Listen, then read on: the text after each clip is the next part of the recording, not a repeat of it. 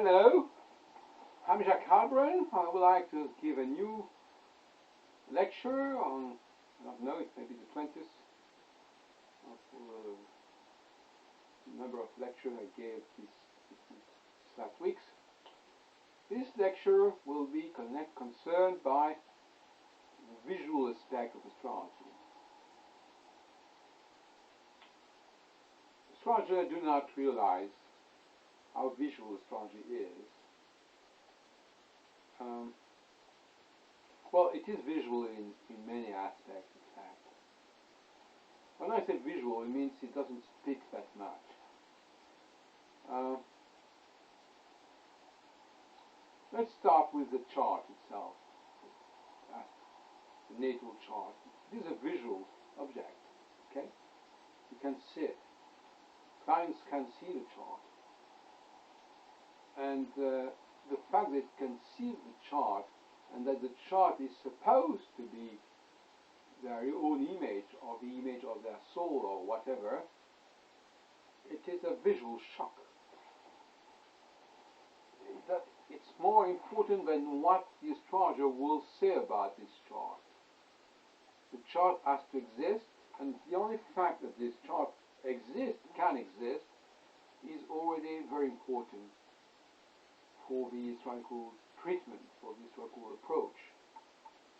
Because finally, what the astrologer will say to the client is referred to the chart, to this visual phenomenon, visual fact. He can always point his finger towards the chart, towards a special part of the chart, a configuration of the chart. Astrology here, where is astrology? In the speech of the astrologer, he just says things about the person. No. In the interpretation he gives of the chart, yes, it doesn't mention necessarily the chart in detail. No. What is important here is the visual perception, the mandala perception. And the transfer that the astrologer obtains and benefits is connected with the visual perception. That's a point. Now, if we consider the astrology from another point of view, which is how do we catch the astrological influences? So we are not any longer in the field of the cabinet and the field of the consultation. We are here upward in the field of how mankind, how men catch, perceive, receive the stars. And the major word here also is visual. The stars move in the sky and it's visual. We pass from one point to another, it's visual. I won't say the zodiac is visual in a way, but it is visual too also because the symbols are visual, and the 12 signs of the zodiac have a sort of visual impact, picturesque impact.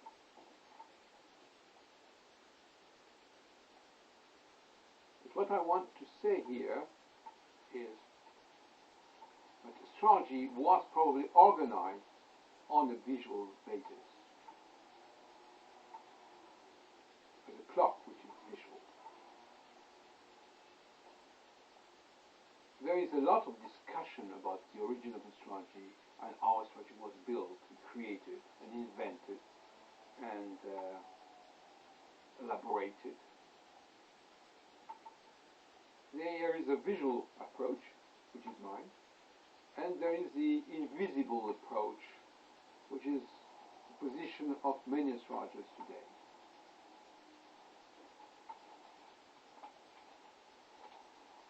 And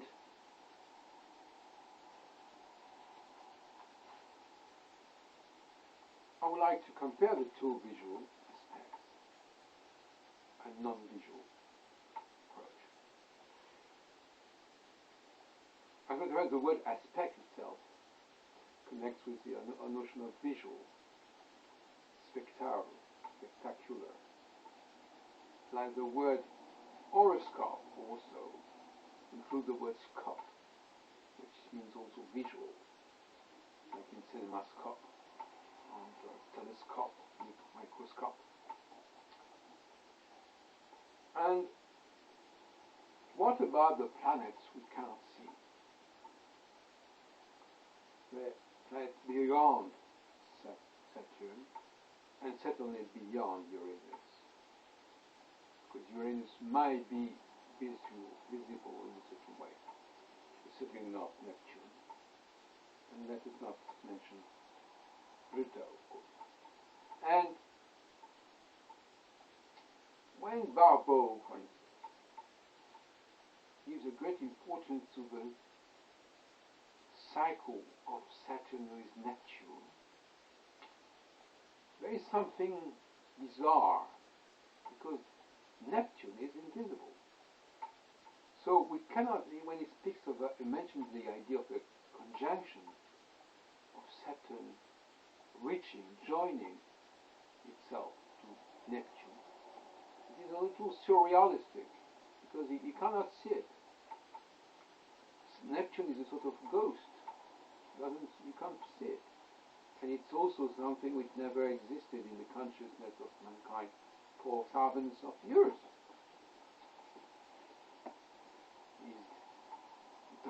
Is invisible in both ways, because you can't see it and because you haven't seen it for centuries and millenary. And this is a problem. It's the fact that something is not visual. I believe, on the contrary, in a visual astrology with configurations that you can see in the sky. I won't come back on the question of how can we see something when we don't look at the sky. That's another story. But at least we know that if I speak of Saturn, we can see it. And my ancestor could see it. And when I say that Saturn was in conjunction with, for instance, with a certain star, this star unmentioned, like Halbronn, Regulus, and Paris, Formalus, were known and visible in antiquity. There's no doubt about that. So we speak about things which were visible and concretely visible, even if the stars do not belong to the solar system, etc. It's another story. There was a visual phenomenon, and everybody could watch and see that process of conjunction, approaching, separating, etc. No problem.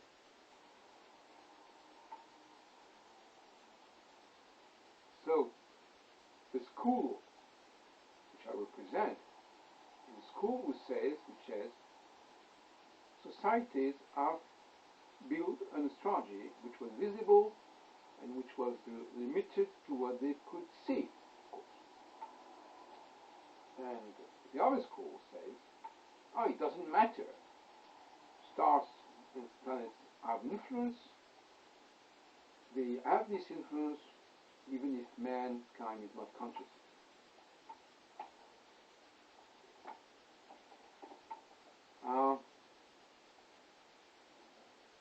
The idea of visibility, and you know I'm very much interested in gender studies. Men are more at home with what is visual, while women, according to my work, are not so visual, and they like the language, they like the words, they like the sound. Men are more connected with visual things, with dancing, with choreography, with picture. this movement, but you can see, as if someone on a football match or rugby or in a racing, you see people racing in a circle, like you can see also the planet racing, following its course, a sort of circle or ellipse, whatever. So, women who are not disgusted by astrology as much as men, who are more attracted or less repulsed by astrology, they are not so much concerned by visibility. And it doesn't hurt their feelings if we tell them that Neptune is not visible. It doesn't matter. It is here, you can't see it. Well, there are things which exist and you can't see it. That's what they say. Men prefer to be in relation, in connection with things you cannot see, you can observe, you can follow with your eyes. Now a story. Visual also means when a phenomenon that you study has a strong expression. For instance, in the street, a crowd is more visible than just a person or two. And I believe that astrology has to do with visible social processes. Something which you can't miss. You can see it exist, you can see it comes back, you have a visible message. On the other hand, individuals, isolated individuals, are not very visible. What they have in mind is something not that clear. Who can check what people have in mind? Precisely what the astrologers pretend to do. They pretend to study what's in your mind.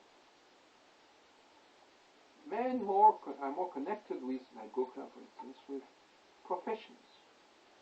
Okay, you have a certain profession, that's okay. That's what you do. To tell that a man has a certain profession doesn't mean I know exactly what is in his mind. It's different. So what is hidden is interesting for women. What is not visible is a problem for men.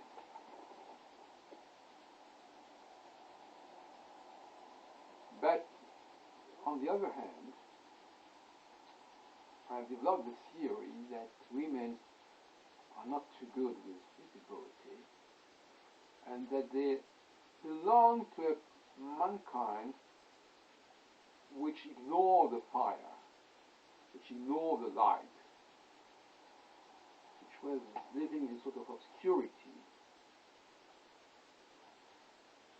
winter,